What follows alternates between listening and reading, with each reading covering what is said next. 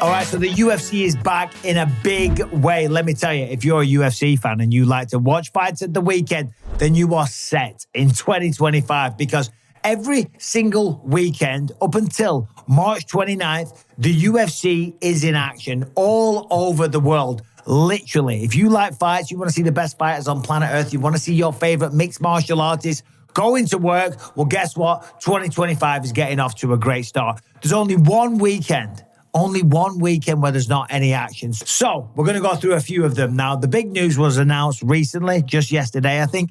Dana White announced it. Dominick Cruz is returning. He will be going up against Rob Font. Henry Cejudo, the king of cringe, he is returning and he's going up against Song Yadong. And there's some great fights on that fight night in Seattle. But that's all the way mid-February. Let's go through them. So, as we know, this weekend, Mackenzie Dern rematches Amanda Ribas, okay? Ribas won the first one. She was the cleanest striker. She outpointed her. She won a 30-27 decision, okay? Mackenzie Dern was trying to take the fight to the floor. She was swinging some wild hooks. She's very aggressive. She's very capable. She's got a good chin, world-class jiu-jitsu. But it was just nice little clean, precise, straight shots. A to B, as the crow flies. The quickest point, right? Ribas just kind of caught her coming in a lot of the time, and she won a clear decision. Now, Mackenzie Dern trains with my old coach, Jason Perillo, one of the best boxing coaches in the business. Then Mackenzie Dern left and parted ways with Jason for a little bit. When she fought Jessica Andrade, Joe Rogan was even talking, saying her boxing had regressed since parting ways with Perillo. Now they're back together, they're working hard, and I'm expecting a new and improved version of Mackenzie Dern. She's going to have to be, right? She knows what she's got to do. Jason Perillo is going to look at that first performance and be like, listen, it's clear as day. You are swinging and lunging kind of off balance.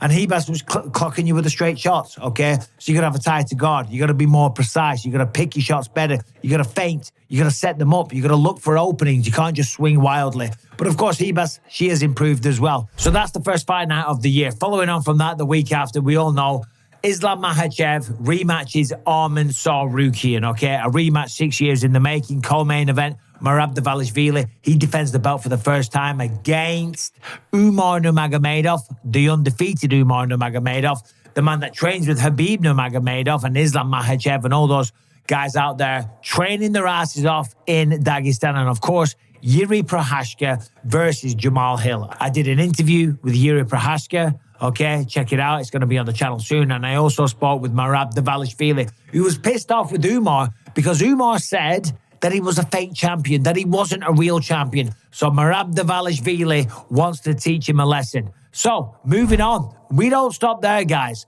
Right? Here is where there's one break in the action. On the 22nd of January, go out, fill your boots, go out for dinner, go dancing, get drunk, get pissed up. Are you intoxicated? Do whatever you want because there's no fights. But then, following on from that, Israel Adesanya makes his return, taking on Nasruddin Imavov. That goes down in Riyadh, Saudi Arabia. Israel Adesanya is going to be under a little bit of pressure in this one, okay? Because, listen, he lost to Dricus du Plessis. He lost to Sean Strickland. He wants to prove that he's still one of the best. And the reality is, he is still one of the best. Yeah, okay, he got choked out by Dricus du Plessis, but Dricus du Plessis is something special. And even though people like to criticize Dricus, which I don't get, okay, his rhythm is a little offbeat. The timing's a little unusual.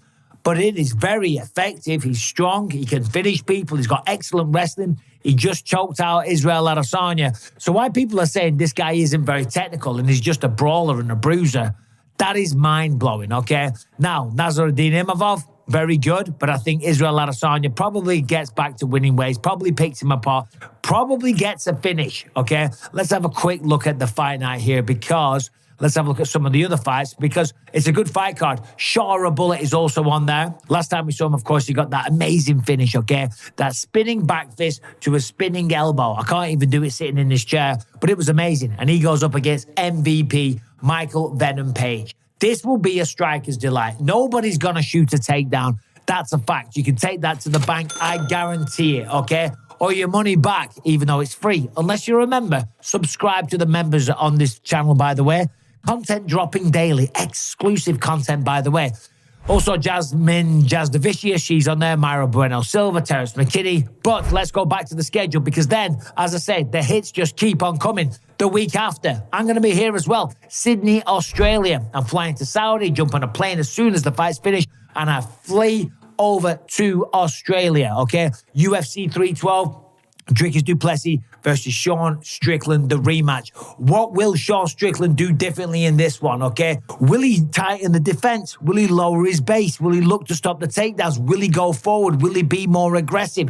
He has to make some changes because even though it was a pretty close fight, Dricus du Plessis won it, in my opinion, on the judge's opinion, and that's all that matters, okay? And also, it's a great fight card top to bottom. And the co-main event, Zhang Weili returns in what could stylistically be the toughest test. Zhang Weili, as we know, this woman is incredible. China's first ever champion. She's on a roll. Last time out at UFC 300, beat Yan Xiaonan, beat Amanda Lemos, beat Carla Esparza, beat Joanna Jędrzejczyk, okay? But taking on Tatiana Suarez, okay? This woman is not to be taken lightly. 10-0.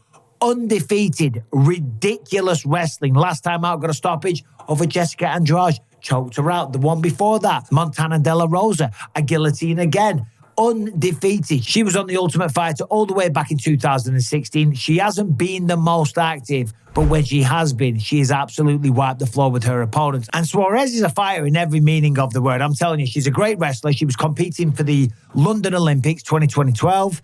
And she was doing her medicals for it. She had a bit of a neck injury. They did an MRI, and they found out that she had a cancerous growth growing in her thyroid, right?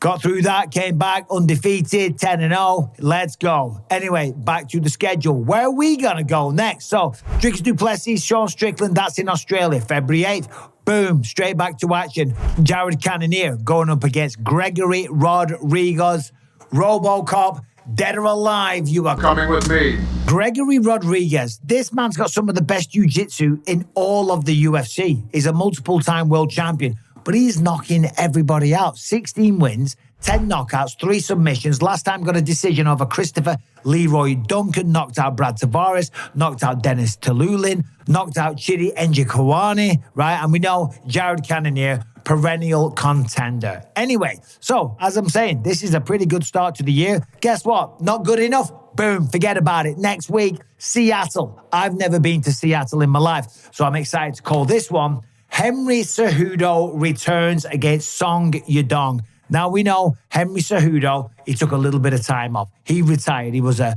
Olympic champion. He was a 2-weight division champ of the UFC. He did incredible things. Lost his belt to Aljamain Sterling and then lost against Merab Dvalishvili. Took a little bit of time off, said he was going to retire, whatever you want to make of it, but now he's back and he's going up against Song Yadong. Now, Henry Cejudo, we got to remember, this man is 37 years old. So for a man competing in the bantamweight division, that's pretty old. I'm not saying he can't get it done. We know Henry's got good boxing. He's got excellent wrestling, of course. But on the flip side, 10 years younger. They're both the same size. And there's a fair bit of pressure on this one because Cejudo needs a win, okay? And I think if he gets a win, and that's a big if he gets a win, would there be a fight with Sugar Sean O'Malley down the line? Sugar Sean wants to fight the winner of Merab and Umar. But does he get an automatic title fight? I don't know if he does. Maybe he needs a big win. And let's remember, Sugar Sean O'Malley and Henry Cejudo, they go back and forth talking a lot of shit. O'Malley even went on Cejudo's podcast and he said, I just came on here to bleep, bleep, bleep. Keep this short. I came here for 2 reasons. 1, to praise you, Kamaru. You're an absolute legend. And 2, Henry, how'd you let Aljo take you down so easy? You're welcome. Oh, shit. Did we lose him? And of course, he's fighting Song Yadong. Song Yadong is not an easy fight for anybody. Excellent boxing, very, very strong, as tough as they come. But last time out, lost to Piotr Yan. Now, there's no shame in that. Piotr Yan, a former champion himself. Before that, he was on a great run. He's got a record of 21 wins, 8 losses. Some of his signature victories, Ricky Simon, Chris Gutierrez, Marlon Chito Vera. So he's been in there with some of the best and he's beaten some of the best. But the co-main event, Rob Font, Dominick Cruz. Dominick Cruz, this could be the last ever time we get to see the Dominator fight. I know Dominick takes his career extremely seriously, and rightly so. This is not a game that you mess around in. Dominick Cruz has been preparing for this fight ever since he lost his last fight to Marlon Chito Vera. Obviously, I worked with him as a commentator, and he's very good. He's very smart. He understands this game at the highest level, okay? And he's very analytical. And Dominick's coming back, and he's coming back to win, okay? He's not really talking about being a champion again or anything like that. He just wants to come back and feel that sensation of success one more time, get back to winning ways. But Dominick Cruz is 39 years old. No doubt a future Hall of Famer. I'm not saying Dominick can't do it. We know about the movement. We know about the rhythm. We know about his timing and the footwork and the this and the that and the level changes and taking him down. He's always in tremendous shape. He's been down in Mexico for God knows how long. I see him on social media all the time, always hitting pads, always training, always trying to improve. The man is obsessed with fighting, and it's going to be a tremendous fight. Let me tell you that. Also on that card, we've got people like Edson Barboza versus Steve Garcia. Steve Garcia, if you didn't know, if this man's flying under your radar, keep an eye on him. He is on a 5-fight win streak, and they were all knockouts. 3 of them in the first round, 2 of them in the second. Who else is on the fight card as well, real quick? Jean Silva's on there. Edson Barboza versus Steve Garcia. We've got Curtis Blades returning. Oh, and by the way, we're not even close to being done. Let's move on. Following week, we've got more fights, okay? Then the week after, it's UFC 313. Then the week after that, we're back on the road somewhere. I don't know where.